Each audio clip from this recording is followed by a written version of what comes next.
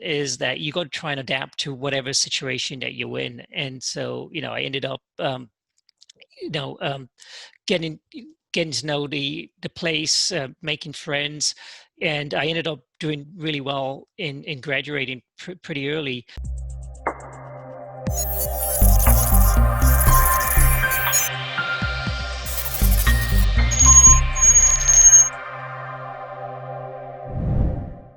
Hey guys, welcome to Keep On Pushing Stories, where we tell you real life stories of persistence, perseverance, getting out of your comfort zone. And today I'm excited to welcome Lomit Patel to Keep On Pushing Stories. Welcome, Lomit. Excited to be here, Devon. Awesome, yeah. So what I'd like to know is, Lomit, tell us, what do you do and how do you serve? How do you provide value to your clients? Yeah, so I work with a number of different startups as advisors, or as an advisor, or I work currently at a startup where I head up growth. But my role is primarily working with entrepreneurs, helping them to kind of take ideas and dreams that they have and really sort of turning that idea into a viable product that ends up becoming, that ends up building a successful business. Indeed. And so if you know, I was a budding entrepreneur, had this amazing idea and I needed your wisdom and guidance, how would I find you? So you can find me on LinkedIn. If anybody searches for my name, Lomit Patel, I connect with anyone who reaches out to me. I have a lot of people that reach out to me there, and I'm always sharing different content. And I also have a blog where I'm actively writing new content all around growing businesses. And it's pretty much my name, Lomit Patel, LOMITPATEL.com. So both those are the two best places to connect with me. All right, lomitpatel.com or LinkedIn. Awesome. So we are at the meat of the matter, man. What we really want to know, Lomit, is your keep on pushing story. We want to hear of a time when you had to overcome a significant challenge or you had to push yourself out of your comfort zone to go achieve something amazing. So yeah, let's have it. Yeah. So for me, one of the things that I always wanted to work in was internet marketing, and this was at the time I was living in England, in London, and there wasn't any like online marketing that was happening there, and this was like the late 90s, and that's when I was reading about all these companies like AOL and Yahoo that were really coming up in the US. So I decided that I wanted to come to the US for business school, to try and learn more about internet marketing. I know, I didn't know anyone here. I randomly ended up applying to a couple of, universities. And in the end, instead of going to, like New York or San Francisco, because the cost was really high, I didn't have that much money. So I ended up going to a place in St. Louis to grad school. And, when I got to St. Louis, it was a culture shock, because a lot of what I knew about America was based on these TV shows. But, what I came to realize was that the Midwest was a little bit different from that. And, but, for me, ultimately, what I learned is that you got to try and adapt to whatever situation that you're in. And so, I ended up, getting to know the place, making friends, and I ended up doing really well in graduating pretty early. But then, my biggest challenge was trying to find a job, because when you come over as an international student, you get this visa where you only have like a year to try and find a job, to try and get a company to sponsor you. And so when I started applying for jobs in St. Louis, I ended up applying for like hundreds of different jobs, and most of the time, when I was finally sort of getting close to getting an offer, that I wouldn't end up getting the offer because a lot of companies weren't comfortable trying to sponsor someone. at that time. And so I realized that the door wasn't going to really open for me here, because it was very challenging, and I had like 3 or 4 months left. So what could I do to try and, change things around?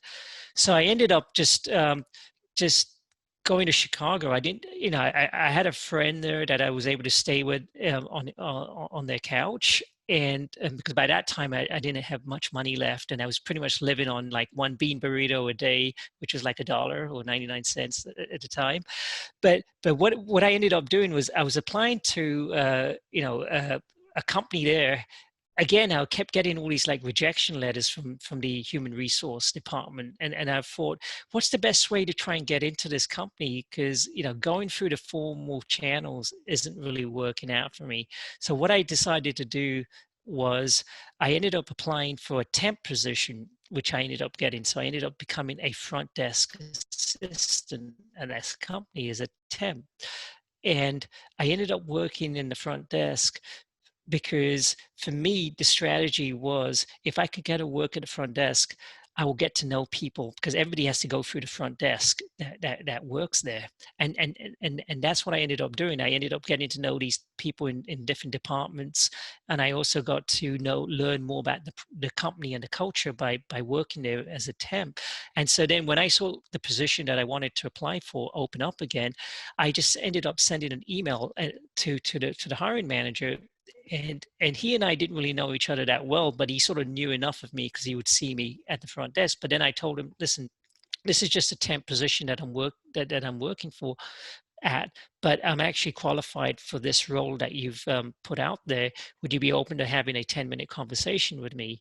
And so then from that, I ended up having a conversation with him. And I told him a little bit more about my background and what I've done, which was more relevant to that position.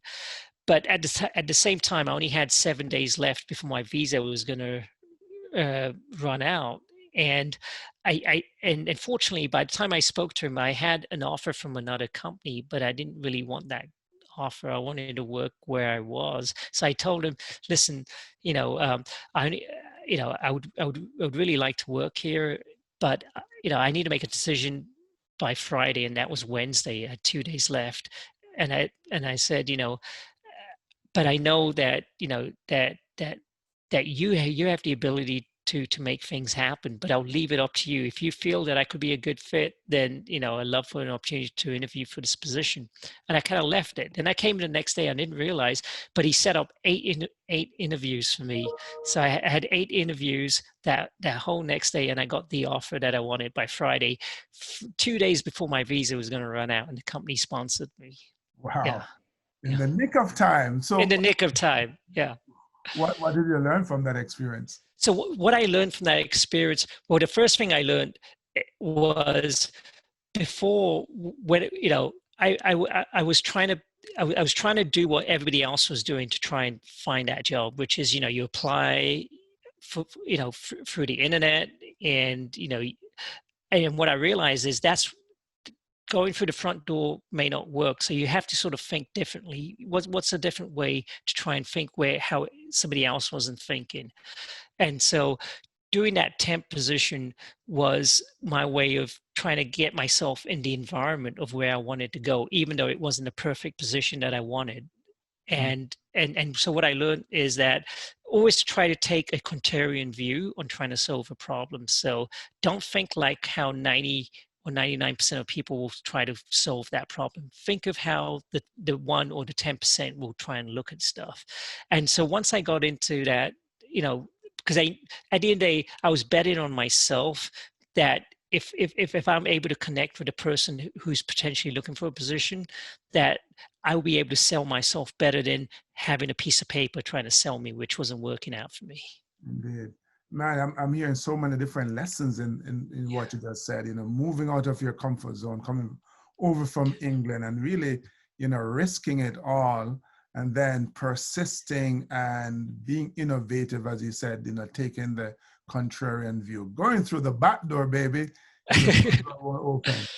Yeah. Man, thank you so much for that. It's been inspiring. You're welcome. Thanks for having me. Hey guys, if you enjoyed this, if you found value in it, please leave a comment at the bottom, hit that subscription button and the notification bell if you haven't done so yet. And just as importantly, share it. Share it, man. Don't keep it. Your friends want to be inspired as well.